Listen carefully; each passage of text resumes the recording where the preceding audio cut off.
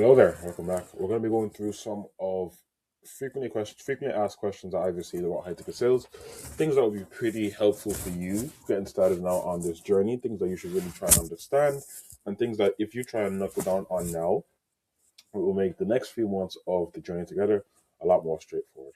Okay, so the first and foremost, as you might have seen this in some of the earlier modules,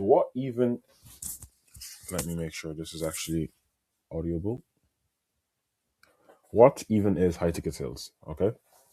Now, I don't want to get lost in different types of sales and like SaaS and social media type of stuff.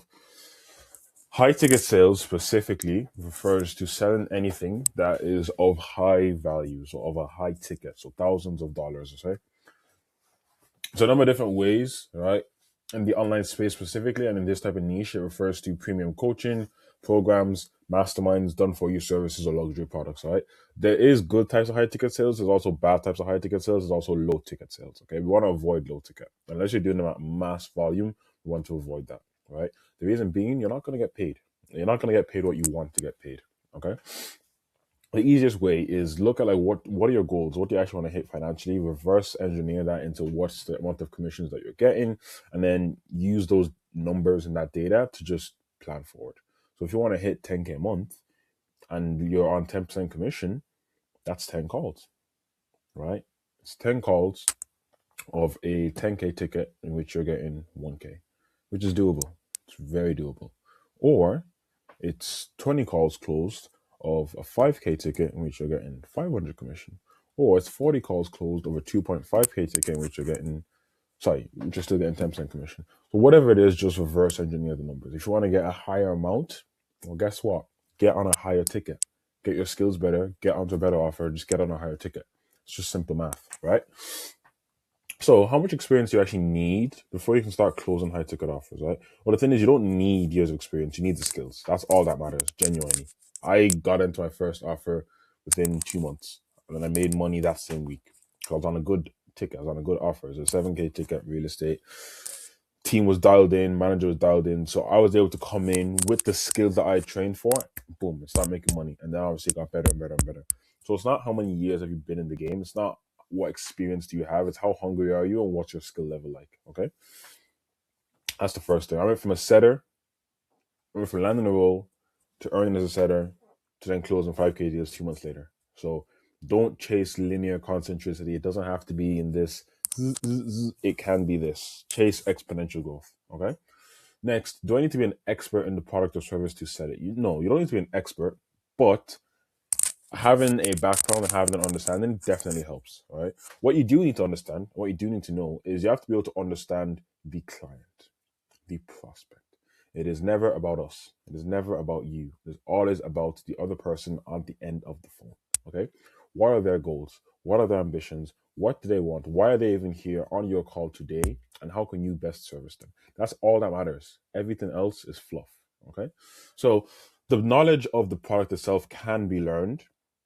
So if you're in fitness and you already have a background in sports, you're obviously going to have a better understanding, right? But that doesn't mean to say if you've never played sports in your life, you can't understand and learn sports. Do you know what I mean? The non-essentials is empathy and a sales process. That's all that you need, okay? How to actually find high-ticket offers or companies to sell for? A number of different ways. Some are better than others, okay? So what you need is expand your network.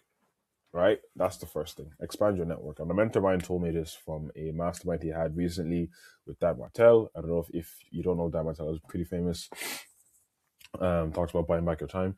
The only reason, majority of the time, until you're above like 2-3 mil, the only reason you're not where you want to be, enough people don't know you.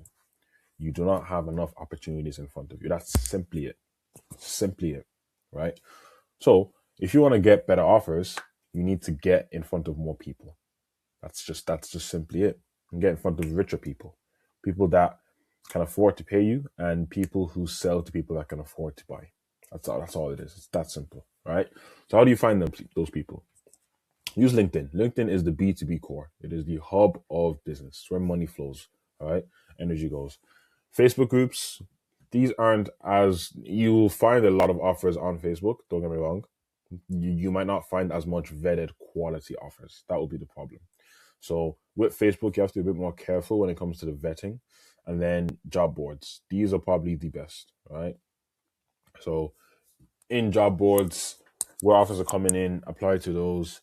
Apart from that, network. Your network is going to be your net worth. So network with coaches, people like myself, network with recruiters, network with agency owners, network with growth ops, other entrepreneurs. Ask them to hop on networking calls. If you see someone that's on an offer, message them, follow them on Instagram, get rid of your fear of rejection.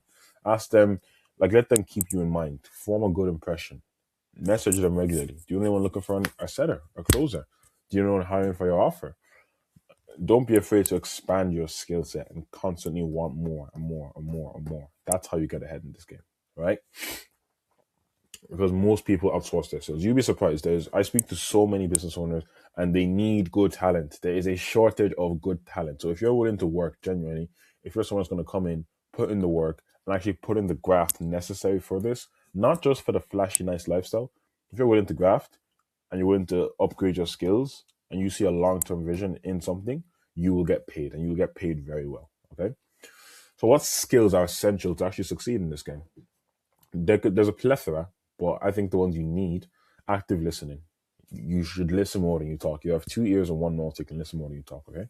That's the first thing. Next, emotional intelligence. You need to ask the right questions. You need to be able to objection handle, and you need to do it with confidence. Okay. The moment your confidence drops, my confidence drops tenfold as a prospect. Right. So what that means is, when we are on the call, you have to be the leader. You have to be the guider. You have to know my problems better than I do. Because if you don't know them, why the heck am I going to give you my money? Right? Let me just go and fail and figure it out by myself. Okay. So you need to have the confidence to be able to lead. In terms of the actual mindset and psychology, this is covered a bit more in the next module in 2.1 section, but I want to cover it a bit more as well. So how do you actually build confidence when you're asking for 5K all the way up to 20K tickets over Zoom, Google Meets, or on the phone? Okay. Simple answer: detach from the number. Sounds simple, right? Detach from the number, detach from the sale, detach from the money. Okay. And you have to already view yourself as someone that deserves that money. You have to already view yourself as someone that is in that room with those conversations. And that's just how it works in your life.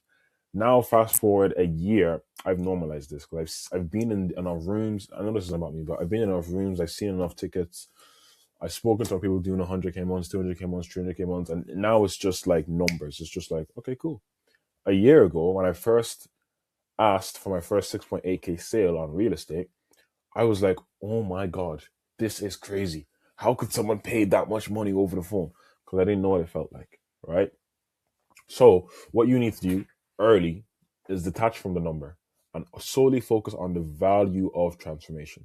People pay for transformations. They pay for problem solving and they pay for value. Doesn't matter what the price is. It's the same reason people are buying Teslas. People are paying millions for houses. It's not about the financial figure. Money is not real. It is the perceived value and the expected value of money. That's what's real, right? So how do you overcome imposter syndrome? This is one I dealt with a lot myself at the start, and I see a lot of people when they do come into online sales struggle with, and there's a module that goes into more detail on it in 2.3. So I'll only cover it briefly, but you have to remember, you are not selling yourself. You are not the business. Although it may feel like it a lot of the times because you're the one doing it, you are not the business, right? You're not even the offer. You're not even the solution. And when the client says no, they're not saying no to you. When you get rejected, it's not you get rejected. It's whatever belief you've given, okay? All that you're doing is guiding the client to make a decision that solves their problem, right? So all you can do is practice, show up with confidence, prepare your skills so that when you do jump onto that call, you know that like you've done your hours, you've put in the graft to be able to get there. All you have to do is transfer that, right? Help them the best way you can. After that, your job's done, okay? What's the biggest mindset shift needed to succeed? This is one I've gotten a lot, but I think for me, what I came to realization was selling is serving, okay? Don't get me wrong, there's a lot of sleazy salespeople. There's a lot of shit offers. There's a lot of coaches that have been in the game for a month, XYZ. There's a lot of that. But for as much of that there is, there's also this. And you will only see what you choose to look at, right? Selling is serving. Because if you truly believe in the offer, closing is an act of leadership. It's not manipulation. And I've seen this live on offers. I've seen people that have financed their wedding ring to be able to afford a mentorship to be able to change their families' lives because they understand the importance of applied knowledge, right? When you can challenge someone to overcome their own beliefs and their own BS and their own objections, you're not just changing them, you're changing their family's life, you're changing the way they view the world, you're changing the impact they have. So every time you refuse to become a better person or you don't do your job well, you're not only doing them a disservice, you're doing the world a disservice. That's the viewpoint you have to have. So every time you're on a call, how can I provide the most value and how can I provide the most impact? If you do that, the sale happens naturally. Okay. How do I handle the fear of rejection when the stakes are high? It's just feedback. Rejection is just feedback. It's just data. That's the way I view it now. If you're not closing, okay, cool. Maybe I need to just refine my scripts. Maybe I need to just look at my tonality. Maybe my discovery isn't good. Maybe when I'm getting to the pitch, I'm losing out on here and here and here. You do that enough times and you just review it over and over and over, you're going to see where you're going wrong. Then you have a choice. Do you let that get to you and break you down? Or do you take that data, incorporate it, and just use it to get better? That's all it is, okay? It's just data. So why do some reps plateau in high ticket sales? From what I've seen, from being on offers with people and from coaching people, the only time you stop or the only time you regress is when you feel like you know it all and you stop trying to get better, right? No matter what level you're at, even myself, Jeremiah or Hormozy, they still try and get better. Because if you're not improving, you're either stagnating or you're declining. There's no in between, okay? So I see people, they stop refining their craft. The elite closers, the elite setters, the elite managers, they record their calls, they review their calls, they role play regularly and constantly. They keep investing in themselves, they keep their mindset sharp, they optimize their diet, they look for every possible way to eliminate what isn't working and improve on what is working. And that's literally it. It's the small habits that will compound, okay? Iron sharpens iron, and you don't know what you don't know. You're only as good as your skill set. It's just like going to the gym as an athlete, all right? If you train for like 3 months in a row and you're progressively overloaded and you're adding more weight, you're going to get stronger. And then when you go back and you try and lift 100 kgs where you've been lifting 150 kgs for 4 weeks, it's going to feel like, boom, piece of cake, right? But maybe if it becomes 2 months and you don't go to the gym and you stop actually training, when you try and go back, it's going to be a lot harder, right? It's going to be so much harder. So that's one thing you need to understand, okay? If you don't use it, you will lose it. Very simple. Sales process. What is the actual difference between a low ticket and a high ticket? A low ticket is transactional, right? So take, for example, I don't know, shopping, buying clothes, subscriptions, entries to the club, flipping, I don't know. I wouldn't say buying an iPhone. Buying a book, it's transactional. It's an exchange. It's a quick exchange. A high ticket is transformational, okay?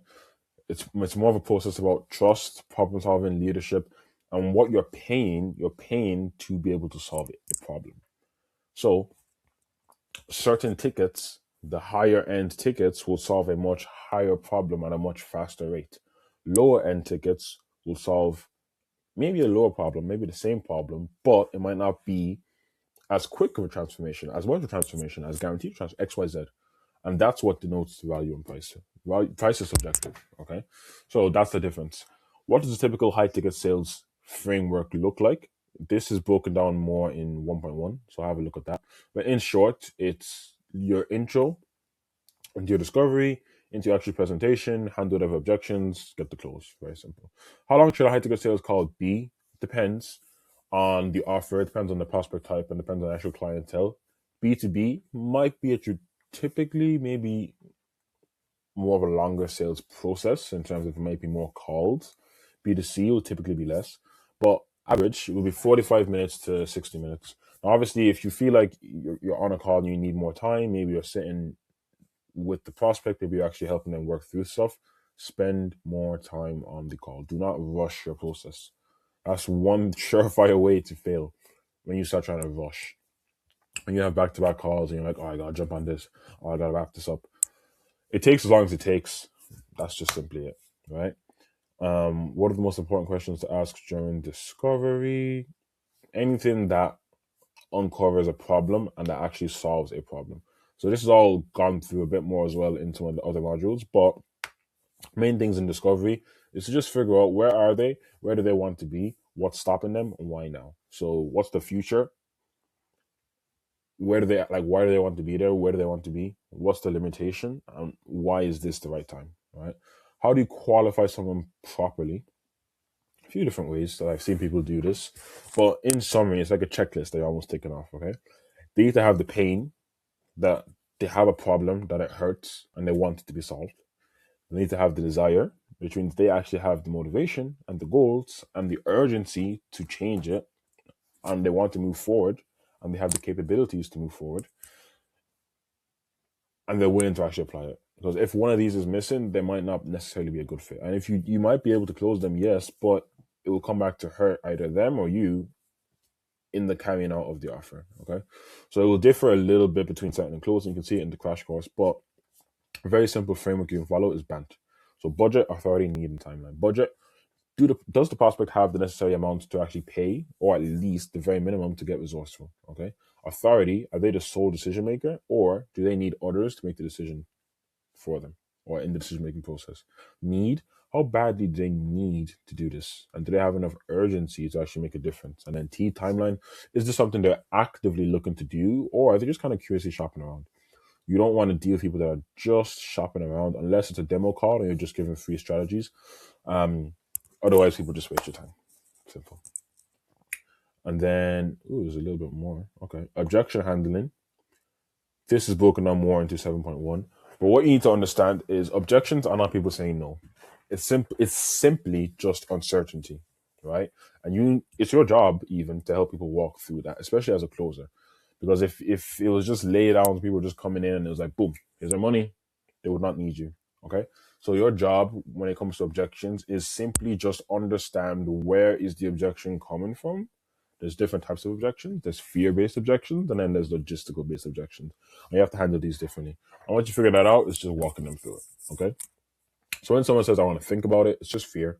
They're uncertain. Something in either what you have said or something around the offer has created uncertainty. Maybe around whether they trust you, maybe around the value in it, maybe around if they have the time or finances. And as a result, they want to delay the decision-making process because they are uncertain. That's all that objection is. So if you understand that, you can just help them walk through it. Okay.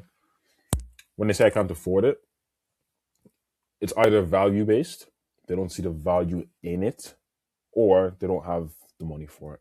Because someone saying I cannot afford it does not mean I don't want to do it.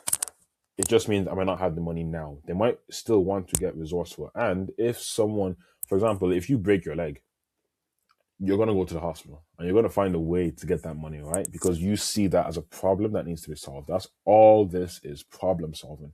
Get very clear on the fact that you are solving a problem and showcase how you are solving it. That's all it is, okay? When someone wants to speak with their spouse/partner, this objection can go a few different ways. Normally, in some cultures, don't get me wrong, in some cultures, it will be, that's just how it is. Nigerians, maybe some more like Southeast Asians, Indian cultures, Pakistani, things like that, where it's very much more traditional. Sometimes that might be a genuine objection or concern, depending on who you're speaking with. But majority of the time, it is they want approval, or they are concerned of how their spouse/partner will react if they go out and make this decision and they fail, or if they don't tell it to them.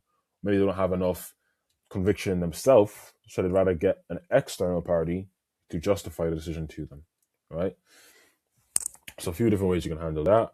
When someone says send me more info, it's just fear, they're uncertain again, and they just want to delay it. Same as think about an objection. So how do you actually prevent it instead of reacting? Pre-frame the value. You do this in your discovery as a good closer. You pre-handle the objection. So you literally just ask it. Ask the questions. Ask better questions. And just set expectations. A lot of people think when you're closing, even if you're watching this, you think, oh, it's this like secret thing that you're doing and you're trying to like get their money out of them. You're trying to, no, it's just a conversation. It is literally just a conversation. They have a problem they want to be solved. You're getting paid. So there's obviously money in it for you. But above that, you're helping them. And you're a business, right? So it's just plain and simple, right? No business works without an exchange of service. That's simply all it is. It's your business. If you walked into lifestyle sports or any other shop, it wouldn't be so secretive. It wouldn't be this whole thing of like, oh, but because it is a different manner, it's perceived in a different way because it's like an online thing, XYZ. So that's all you need to do there. Okay. Next up is how do I ask for a sale without being pushing? So this is more of the actual closing and conversion. But the main thing is just guide, don't force. Like, if you've had a good call and you've had a good discovery and you've genuinely helped them with their problems and you've genuinely showcased the value and you've genuinely showcased the solution, they should be asking you almost. Like the sale should just be happening naturally. It shouldn't be like this awkward thing. But just be direct. Just ask it straight up. Preface it straight up. Based off on what we shared, it's not like the right fit. How do you feel about moving forward? Are you ready to move forward? There's a number of different ways. Also expanded on the closing section. When should you drop the price versus hold firm? Rarely drop your price, ever. When you do that, you reduce your value. And you, when I say drop price, as in like the actual price of the program, payment plans is like separate, but dropping the actual price of the program, that's just, it comes from scarcity. It comes from cash grabs, okay?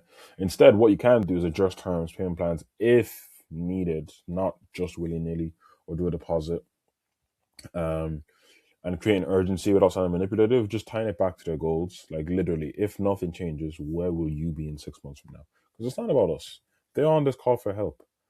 They are on this call for help. Once again, they are on this call for help. It is our job to be able to showcase that to them. All right. So what closing techniques actually work the best in high ticket sales? This is one you kind of have to figure out as you go. There's a number of different ones. What works for me might not necessarily work for you, and vice versa. And the things you've seen online from the Instagram boys and YouTube and XYZ, if you don't know what you're doing, it's not going to work for you either. So there's a few different ones. The assumptive close, like assuming it's already done. The scale of 1 to 10 closes, like a temp check. The future pacing, conditional closes, a number of different ones. This is more of one that you see as you go, but I would still just ask it directly and go from there. How do I improve my close rates consistently? This is a very important one because this is the name of the game. You don't have to be a great closer off the rip. You do have to be willing to be committed to mastery and upskilling, right?